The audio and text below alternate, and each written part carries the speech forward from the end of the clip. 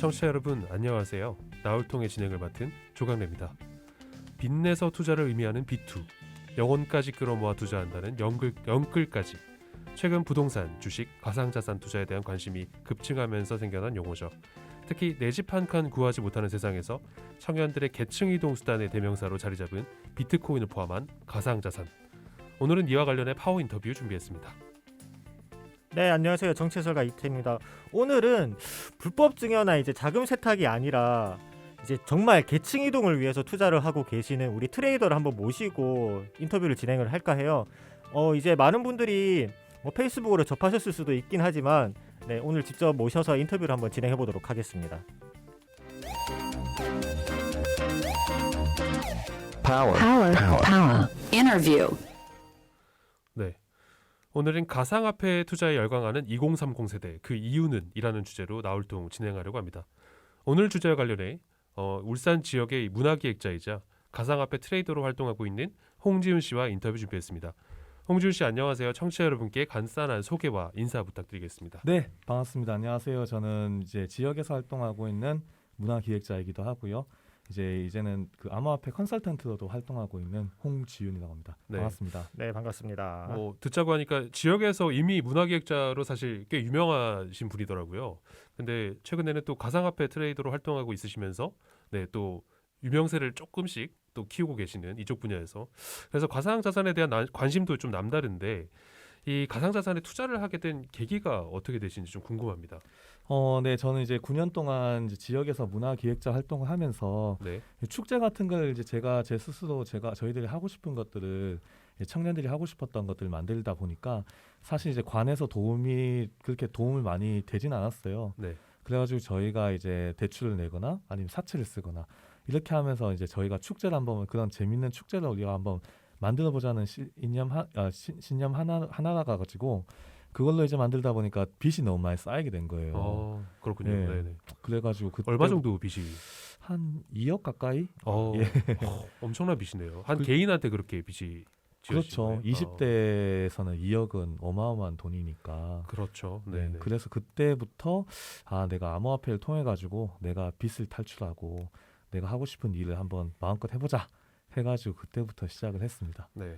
흔히 말하는 이제 존버를 하신 거네요. 그렇죠. 네, 우리는 지금 팟캐스트니까. 네네. 네, 그렇죠. 알겠습니다. 그러니까 제가 알기로는 이게 우리가 흔히 알고 있는 이 비트코인의 존재는 대중들이 많은 관심을 가지기 시작한 네네. 게 2017년 전후 정도잖아요. 그렇죠. 근데 그거보다 훨씬 이전에 사실은 시작을 하신 건가요? 아닙니다. 저도 2017년에 네. 해가지고요. 네네. 이제 2017년에 해가지고 B2로 해가지고 한번 망한 케이스예요. 그때 엄청 사실은 네, 이런 표현하면 좀 그렇지만 떡락했잖아요. 네네네. 쭉 내려갔다가 네.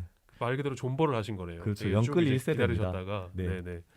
네, 다음 아. 질문 드리도록 하겠습니다. 알겠습니다. 네. 최근 2030 세대 청년을 중심으로 이제 비트코인 투자 열풍 시작과 함께 가상화폐 투자에 대한 관심이 좀 많이 급증하고 있잖아요. 네네네. 이게 원인이 뭐라고 생각하시나요? 이게 청년들이 갑자기 비트코인이나 이제 가상자산, 가상화폐에 집중하게 된 계기가 사실 엄청 쉬워요. 어, 쉽기도 하고요. 이제 네. 뭐 앱을 깔아가지고 거기서 이제 통장만 개설만 해놓으면 그 돈을 넣으면 바로 이제 투자를 시작할 수 있으니까 네. 이제 아주 쉽다라는 게 첫 번째고 두 네. 번째는 이제 인터넷 이제 우리 온라인에서 정말 유명한 BJ 중에서 BJ 철구 분이 계시는데 그분께서 이제 암호화폐를 이제 폭발적으로 20대 30대 친구들이 이제 좀 암호화폐에 폭발적으로 이제 들어오게 된 계기가 이제 된 케이스이기도 하고요. 네. 그다음 마지막으로 이제 우리가 20, 30대 친구들이 사실 돈이 어디 있겠어요. 그래서 이제 투자 같은 경우도 뭐 이제 부동산을 투자할 수도 없는 것이고 주식같이 막 그런 것도 투자할 수도 없는 것인데 그런 게 이제 좀 다양한 상호작용을 통해 가지고 쉽게 투자를 할 수 있다라는 그런 개념 때문에 암호화폐 한 것 같습니다. 네. 접근성의 용이성도 이렇게 투자로 이어질 수 있는군요. 저는 네. 이런 가상자산에 대한 투자를 하고 있지 않아서 솔직히 주식과 같이 어디 은행을 찾아가서 뭔가 계좌를 개설하고 그 이후에 저는 이렇게 해야 되는 줄 알았는데 그게 그렇죠. 아닌 것 같네요. 예를 들면 미국 증시 같은 경우나 이제 미 증시 같은 경우 요즘 핫하다고 하잖아요. 네. 사실 그래도 20대 30대 친구들은 미증시를 못 해요. 왜냐하면 할 줄 모르니까. 그런데 이제 암호화폐 같은 경우에는 이제 자연스럽게 빨리 들어올 수 있는 거죠. 그렇군요. 네. 좀 이어서 좀 여쭤보면 청년들은 이제 기성세대는 부동산으로 돈 버는 것을 자랑스러워하면서 이 청년들이 비트코인으로 돈 버는 것을 범죄 취급하고 있다며 이 가상화폐 투자에 대한 부정적인 시각이 심지어는 이 세대 간의 갈등으로 치닫고 있기도 합니다. 이유가 뭐라고 생각하세요? 저는 먼저 이렇게 자유롭고 공정하고 정의로운 대한민국 사회에서 이제 이런 부동산 투기를 통해 가지고 이제 부동산을 이제 어떤 LH 같이 이제 네, 이런 최근에 좀 심하게 불거졌죠. 그렇죠. 네네. 이제 그런 것처럼 내가 치트키를 가지고 먼저 사회생활을 해가지고 돈을 버는 건데 사실 그런 게 좀 저희들은 이제 부정하다고 정말 그게 정의롭지 못하다라고 저희는 생각을 하고 있고 네. 이제 이렇게 우리는 암호화폐를 이제 정말 정당하게 이제 사람들과 함께 트레이딩을 하면서 트레이딩을 통해 가지고 나온 수익 이제 뭐 어떠한 정보도 없이 트레이딩을 통해서 이제 그런 그 순수하게 나오는 수익들인데 이런 것들을 가지고 이제 정부에서는 이제 뭐 투기라든지 도박이라든지 뭐 이런 식으로 이제 좀 기성세대들이 잘못한 이 투자 문화를 기성세대들이 또 자기는 이제 좀 순수한 척을 하시니까 이게 좀 문제가 되지 않을까라고 합니다. 네. 네. 이 최근 그리고 가상화폐 투자 열풍이 불면서 이 신용 대출을 받아 집을 사거나 이 주식에 투자한다는 뜻의 영끌, 즉 영혼까지 끌어모아 투자한다. 그래서 영끌이라고 하더라고요. 이런 말이 생겨나기도 했는데 그만큼 이 2030 세대의 주식이나 가상화폐에 대한 투자가 이 심각할 정도로 과열되어 있다는 지적이 많습니다. 이 가상화폐 투자자로서 이 영끌, 비투 이런 부분에 대해 이런 현상에 대해서 좀 어떻게 생각하시는지. 네. 제가 앞서 설명드렸잖아요. 네네. 2017년에 영끌 1세대라고 네네, 이제 그렇죠. 설명을 드렸었고 했는데 이제 저도 영끌에 대해서는 사실 이제 많이 이제 좀 이런 그 후회도 많이 있었는데 그런데 잘 생각을 해보면 또 다르다고 생각합니다. 왜냐하면 우리가 가게를 내는데도 대출을 받아서 가게를 열고요. 그렇죠. 그 다음에 뭔가에서 현실에서 사업을 일으키는데도 대출 받잖아요. 네, 그렇죠. 투자해서 대출 받는 게 뭐가 나쁠까 이렇게도 생각하고 있고요. 네. 이제 저는 이제 거기서 제일 중요한 건 뭐냐면 이제 내가 가지고 있는 투자 스타일과 투자자로서의 그 기본적인 마인드가 일단 갖춰져 있느냐 없느냐 그걸 먼저 이렇게 들어가야 되지 않나라고 생각을 합니다.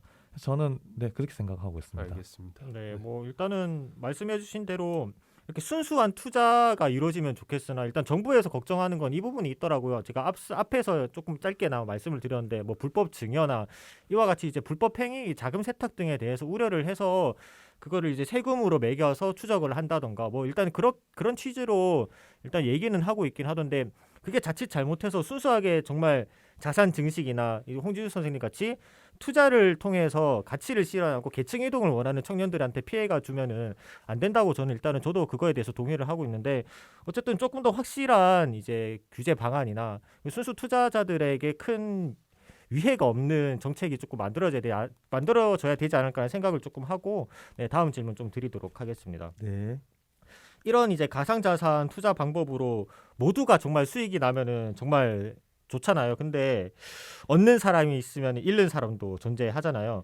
무리한 투자 실패에 대한 결과는 개인의 삶을 포기하고 쉽게 만들기도 하는데 실제로 이제 온라인 패션 커뮤니티나 이제 온라인 각종 커뮤니티에서 비트코인 시세 폭락으로 극단적 선택을 이제 암시하는 뭐 마표대교, 뭐 한강 온도가 몇 도인지 그런 얘기가 좀 주로 나오고 있잖아요.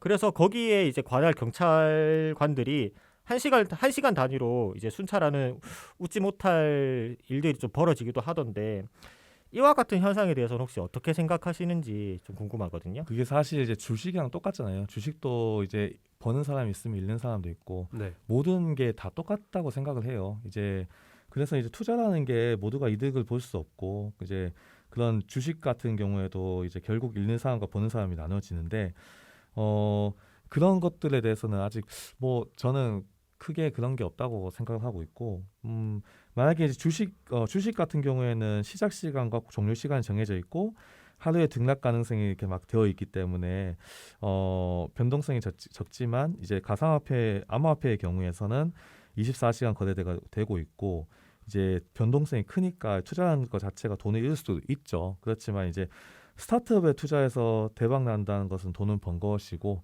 또 그게 망한 거라면 돈이 잃는 것인데 이 암호화폐도 똑같지 않나 이렇게 생각합니다. 네. 네. 그러니까 결국에는 주식이든 사실 부동산이든 어떤 게임이든 뭐 게임이라고 표현하기는 좀 그렇지만 따는 사람이 있고 잃는 사람이 있는 것은 당연한 이치다 이런 제로섬이죠. 말씀이신 네. 거잖아요. 네네 알겠습니다. 그러면 그만큼 아까도 저 앞전 질문에서도 그렇게 말씀해 주셨는데 투자자로서의 마인드를 갖추고 손실에 대한 어떤 생각을 반드시 확고하게 좀 유념해 두고 투자에 참여하라 좀 이런 말씀도 네, 덧붙여서 좀 해주신 것 같네요. 네. 네, 좀 이어서 좀 질문을 드릴게요. 저희가 지금 사실은 우리 홍지훈 씨 같은 경우도 그렇고 저도 그렇고 이 암호화폐, 뭐 가상화폐, 뭐 가상자산, 뭐 비트코인 사실 되게 다양한 단어로 우리가 지금 이 가상화폐에 대한 사실은 통칭을 하고 있는데 최근 이 주요 20개국인 G20에서도 이 가상자산이라고 용어를 통일하기도 했습니다. 그리고 최근 거기에 따라서 홍남기 경제부총리도 이 가상자산이라는 용어를 강조하며 이 가상자산을 화폐로 인정하지 않겠다는 취지를 내비쳤는데요. 여기에 대해서는 좀 어떻게 생각하시는지. 네. 일단은 그게 이제 국제 회계 기준이잖아요. 네. 이 국제 회계 기준 1038호에 있는 무형자산에서 보면 무형자산의 정의가 물리적 실체는 없지만 식별할 수 있는 비화폐성 자산이라고 나와 있어요. 그래서 같은 호에 이제 화폐성 자산이라고 하는 정의가 이제 정의는 보유하고 있는 현금과 확정되어서 결정 가능한 화폐 금액으로서 자산이 결정돼 있다 이렇게 되어 있는데 네. 이게 사실 이제 이게 쉽게 표현하면 제가 암호화폐를 샀어요. 사가지고 거래소에서 바로 돈을 바꿔요. 그럼 이건 자산이 아니라 돈이 되는 거잖아요. 그렇죠. 그러니까 이게 지금 아직까지도 국제적으로도 아직 이게 자산으로 볼 것인가 이제 화폐로 볼 것인가 이거에 대한 논란에 대한 요지가 아주 많이 있어요. 네. 그래서 지금은 제가 생각할 때는 일단은 그 국제 회계 기준에서 자산으로서 먼저 인정되는 것이 먼저 중요하고 네. 그 다음에는 이제 점진적으로 화폐로까지 이제 발전이 가능하다라고 네. 저는 생각하고 있습니다. 이게 또 재미있는 게 사실 암호화폐 할 때 암호라고 단어를 붙이는 것도 이게 블록체인 기술이 적용이 되느냐 안 되느냐에 따라서 사실 우리가 알고 있는 최근에 또 핫한 도지코인 같은 네. 경우는 이게 재미로 만든 거잖아요. 사실 블록체인 기술이 적용이 되지 않은 가상자산이기 때문에 또 암호화폐라는 단어를 쓸 수가 없기 때문에 또 가상화폐, 가상자산이라는 용어로 국내에서는 좀 통일되는 것 같긴 합니다. 그래서 네. 말씀하신 것처럼 이게 시대의 흐름에 따라서 화폐 가치가 변하고 이게 등가 교환에서 조금 그게 뭐랄까 기준이 변하고 있잖아요. 과거에는 그렇죠. 금이나 네. 이런 현물이었다가 이제 그 다음에 화폐가 주목받고 그 다음에 미국 달러가 이제 통화가 되었듯이 기본 통화가 되었듯이 그렇게 이어지면서 이 가상 자산에 대해서도 이러한 논의는 조금 필요할 것 같아요. 뭐 물론 등가 교환을 할 수 있는 그게 물론 이 밸런스가 맞아야겠지만 그 부분에 대한 논의는 조금 더 진보적으로 이루어지지 않나라는 생각이 좀 들긴 하네요. 네. 네, 알겠습니다. 네, 이어서 좀 네. 네, 이어서 주시죠. 질문 드리겠습니다. 어쨌든 가상화폐 투자자가 늘어나는 만큼 이제 가상자산 투자자의 보호가 제대로 이루어져야 한다는 지적도 나오고 있습니다. 이제 하지만 기획재정부는 가상자산을 자본법상 규제나 보호의 대상이 아니라며 선을 긋고 있고 그와 동시에 규제와 함께 세금을 걷어가겠다는 입장입니다. 가상자산 투자자로서 투자 보호에 대한 제도화와 그리고 규제와 세금에 대해서 어떻게 생각하시는지 한번 답변 부탁드릴게요. 네, 일단은 우리가 이제 엄청 쉽게 표현하면 동네에 있는 깡패들도 자릿세를 내주면요, 그 자릿세를 내준과 동시에 보호를 해줘요. 예, 상인들 해주는 건데, 근데 우리나라 같은 경우에는 이거 동네 깡패보다 못한 거죠, 이게 어떻게 보면. 그래서 이제 이런 규제를 해주고 적절한 규제, 이제 투자자를 보호할 수 있는 적절한 규제를 해주고 그에 따라 가지고 세금을 가져가는 것 같은 경우에는 엄청나게 좋은 거라고 볼 수 있는데, 그렇지만 이제 세금만 이렇게 가져간다고 규제는 없고 이제 불법이라고 규정을 짓고 세금만 가져간다고 하는 것은 이것은 이제 앞으로 내년에 이제 암호화폐가 이제 20% 정도의 그 또 세금을 부과한다고 하잖아요. 내년부터 적용이 되는 거죠? 네, 지금? 맞습니다. 네, 내년부터. 그렇게 된다고 하면 우리가 이제 이런 세금의 탈세에 대해서 나는 탈세가 정의롭다고 생각하는 계층들이 정말 많이 나올 것 같다라고 생각합니다. 그래서 이런 것들은 이게 그 정부가 지금은 참 잘못하고 있고 이 잘못한 것을 빨리 고쳐 나가고 바꿔 나갔으면 좋겠습니다. 네. 그러면 뭐 한마디로 뭐 세금을 걷어가되 이게 보호할 수 있는 장치를 만들어 달라라는 골조로 좀 해석을 하면 될까요? 그렇죠. 이제 세금을 내고 싶어요. 음. 예, 세금 내고 싶고 정당하게 돈을 벌고 싶고 그런데 정말 이제 그 이 주변에서 보는 시선을 이제 저희가 무슨 동네 애 취급을 많이 하더라고요. 이제 여기저기에서 언론이나 이런 곳에서 그렇기 때문에 이런 것들을 좀 더 이게 전 세계적으로 돌아가고 있는 시장이기 때문에 네. 사실 이게 우리나라 원화보다는 더욱더 많아요. 2억 명이 사용하고 있는 화폐이기 때문에 이런 것들 잘 좀 한번 생각을 해주셨으면 네. 좋겠습니다. 미국 같은 경우도 사실은 이 미 중앙 정부랑 이 연방 정부가 입장이 좀 엇갈리더라고요. 그 예닛 장관인가요? 재무부 관계자는 뭐 비트코인을 사실 반대한다, 가상자산을 반대한다, 규제해야 된다 이렇게 입장을 하지만 이제 무조건적인 규제가 아니라 연방 정부는 투자자들의 보호 조치도 동시에 좀 병행이 돼야 된다고 해서 이렇게 제도화를 빠르게 작업을 하고 있긴 하더라고요. 근데 국내 같은 경우는 사실 그런 것들 없이 정부의 사실 일방적인 의견만 있어서 좀 많은 전문가들이 그런 지적은 있기는 하더라고요. 네, 거기에 대해서도 좀 같은 의견이신 거죠? 네, 맞습니다. 네, 네, 같은 알겠습니다. 의견입니다. 네, 그러면 저희가 또 요렇게 좀 센 질문을 한번 드려야 될 것 같은데, 그래서 이 대한민국의 가상화폐 투자 열풍 투자로 봐야 할까요? 아니면 투기로 봐야 할까요? IT 버블도 투기라고 볼까요? 그러면 IT 버블이라고 하면 좀 어떤 정확하게 설명을 한번 해주시죠. 이제 2000년대 초반에 일어났던 이제 IT 버블이 있었지 않습니까? 네. 그렇다면 IT 버블도 우리는 투기라고 봐야 될까요? 아니면 투자라고 봐야 될까요? 그러니까 이제 여러분들이 우리가 이런 건 짚고 넘어가셔야 돼요. 새로운 기술의 발전은 원래 버블이 일어납니다.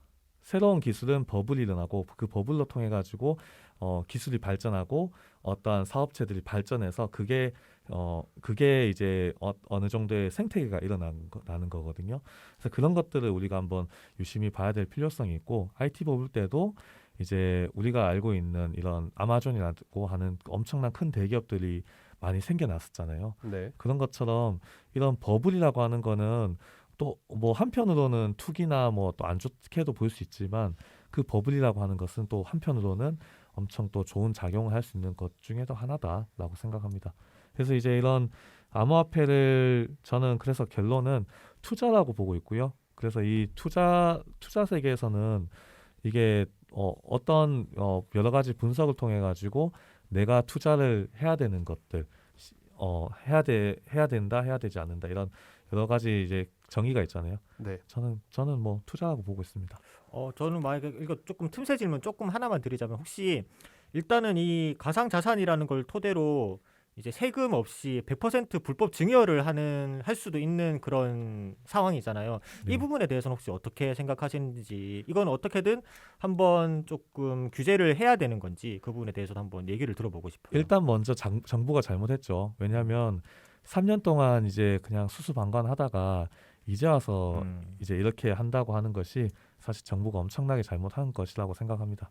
한마디로 이제 이렇게 불법 증여가 이루어지는 상황을 3년 전에 대비하지 못하고 이제 와서 이렇게 대비를 하고 문제 제기를 한다는 것 자체가 너무 뒤늦게 진행된 것 같다라고 이해를 하면 될 것 같습니다. 네. 네, 알겠습니다. 이 마지막으로 이 가상화폐 투자자에게 이 조언이나 하고 싶은 말이 있다면 한마디 부탁드릴게요. 그 암호화폐를 이제 투자를 처음 하시는 분들도 되게 많다라고 생각합니다. 이제 암호화폐가 어떻게 돌아가는지도 모르고 그다음에 지금부터 이제 암호화폐를 열심히 공부하면서 이제 내 수저의 색깔을 바꾸려고 하시는 분들도 엄청 많다고 생각하는데요. 암호화폐는 저는 봤을 때 충분히 내 수저의 색깔을 바꿀 수 있는 정말 최적화된 투자 상품이라고 보고 있고요. 그래서 여러분들이 그 암호화폐를 정말 잘만 이용한다고 하면 여러분들의 또 그런 수저 인생의 색깔, 인생의 또 이런 생활이 바뀌어진다고 생각하고 있습니다. 여러분들도 화이팅하시고 존버는 승리한다고 생각합니다. 네, 알겠습니다. 네, 인터뷰는 여기서 마무리하겠습니다. 오늘 함께해 주셔서 감사합니다. 감사합니다. 고맙습니다. 네, 나울통은 여기서 마무리하겠습니다. 지금까지 기술의 김현상, 음악의 길기판, 진행의 조강래, 이태인, 조연출의 개윤아, 손재민, 양태영, 최가영, 구성의 엄유미, 책임의 김성광이었습니다. 다음 주 이 시간에 다시 찾아뵙겠습니다. 제가 모두라고 말하면 다들 안녕이라고 외쳐주세요. 모두 안녕. 안녕.